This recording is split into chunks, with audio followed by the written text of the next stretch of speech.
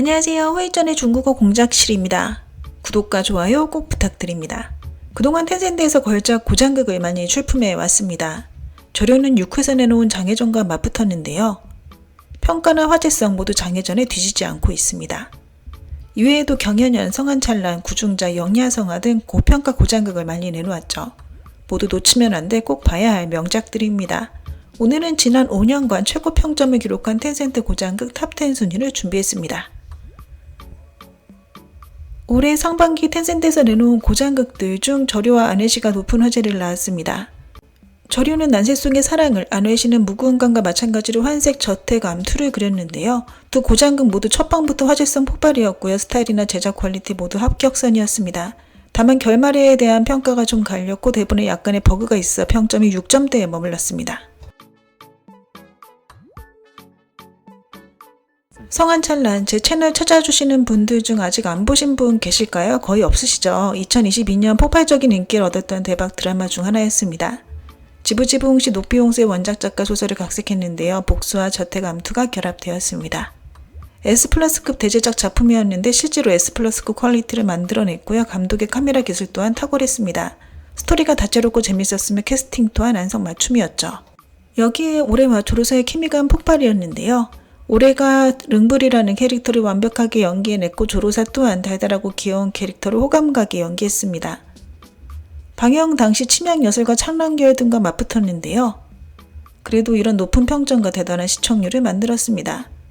성한찬란의 성공은 올해와 조로사의 인기와 입지를 몇 단계나 업그레이드 시켜줬죠. 9위는 여성의 복수에 초점을 맞춘 사이다 드라마입니다.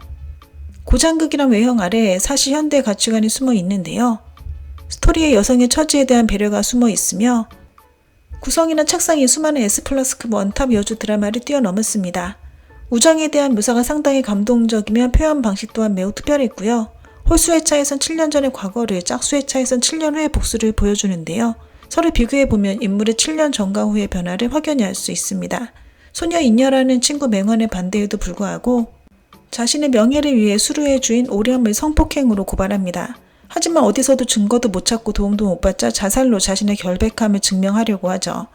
맹화는 7년간 친구의 자살 사건에 대해 인내하며 증거를 모으는데요. 천신만고 끝에 알게 된 유신 등 9명의 의인을 모아 복수를 결심합니다. 랑귀이사는 고장 코미디 작품인데요. 과부로 18년 동안 수절한 두여옥이 성격이 서로 다른 딸 넷을 홀로 키워내는 스토리입니다. 그녀는 딸 넷을 좋은 집안에 시집 보내기 위해 경성의 무리에서 저때까지 사는데요. 그 후 벌어지는 이야기를 그리고 있습니다. 인기 주연 배우도 없었으나 이야기가 정말 폭소 넘친다고 하는데요. 설정이 오복인문과 매우 유사하다고 하나 평가는 랑귀이사가 더 높습니다. 딸들의 성격마다 다 포인트가 있는데요. 모친과 딸 넷의 왁자지껄한 생활이 재밌고 또 감동적인 스토리도 공존한다고 합니다. 구중자는 환생 저택 암투 드라마로 그동안 동일한 소재의 드라마들이 많이 제작되었습니다. 무구은간, 사금, 안회시 등이 대표적인데요. 그러나 구중자의 퀄리티는 이들 중에서 단연 압승을 차지했습니다. 아름다운 촬영 기법, 고장 분위기 넘치는 대본 등이 눈에 띄었죠. 이윤예와 맹자이의 케미감도 좋았는데요. 남주는 가족의 원한에 등에 업은 장군이고 여주는 가족의 병고를 겪은 고귀한 집안의 아가씨죠. 두 손은 환생에서 돌아와 또다시 가정의 병고를 겪게 되는데요. 계모와 싸우고 가산을 지키며 외딴 지역에 숨어 삽니다. 그러다 남주인 송묵을 만나게 되는데요. 두 사람은 점차 서로를 알아가며 사랑에 빠지게 됩니다. 양쯔주연의 장상사 시즌1은 7.8이란 고득점을 획득했고요. 시즌2는 시즌1의 성적에는 미치지 못했습니다. 시즌1 방영 당시 화제성도 높았고 평가도 좋았고요. 실제로 촬영한 배경인 청수진 그리고 복화도와 특수효과까지 광범위한 호평을 받았습니다. 또한 새 커플마다 각자의 팬들이 존재했다고 하네요. 게다가 캐스팅이 좋았는데요. 창현과 도상경 그리고 상류 세 남주 모두 원작 소설 캐릭터를 완벽하게 복원했습니다. 여기에 양쯔의 안정적인 연기가 더해져 장상사를 고평가 고장극으로 이끌어냈죠.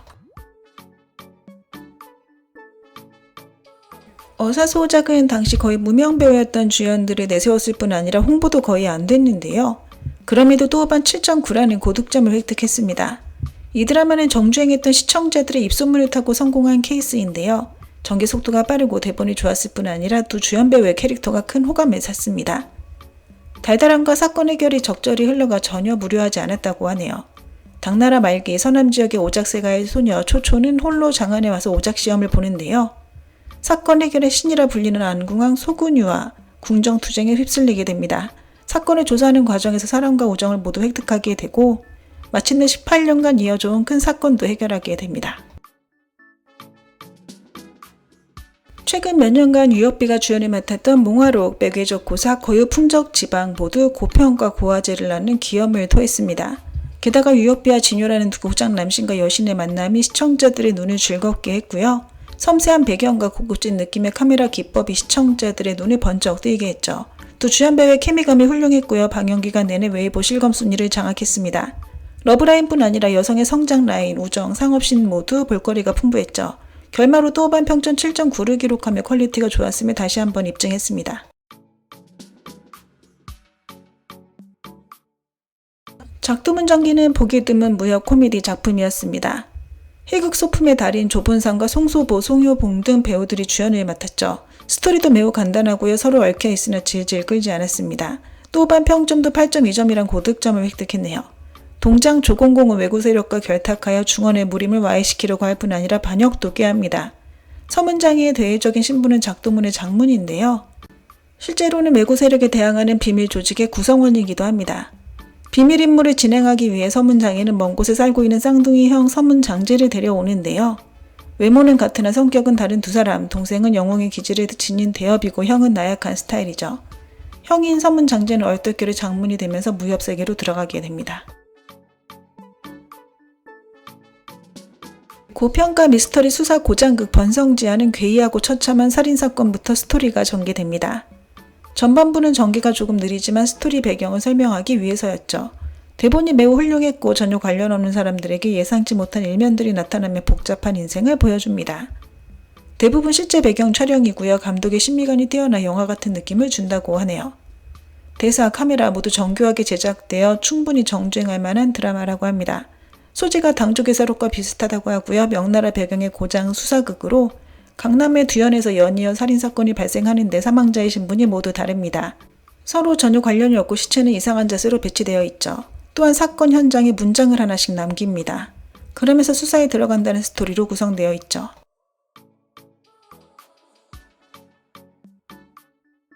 (1위는) 또반 평점 8.8을 획득한 천행건이 차지했습니다. 비록 화제성은 정말 낮았으나 정주행했던 시청자들이 강추한 작품이었죠.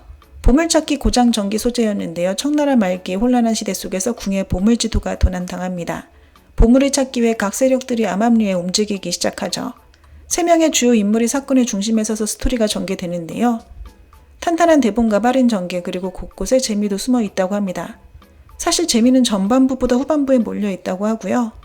처음 방영이 시작됐을 땐 8.1로 시작했던 평점이 후반부에 8.8까지 상승했죠. 저리로 류은영에게 빠진 팬분들이 시도해보셔도 좋을 작품 같습니다. 류은영이 연기한 캐릭터가 정말 매력적이라고 하네요. 네, 오늘 준비한 내용은 여기까지입니다. 오만 부젠부산.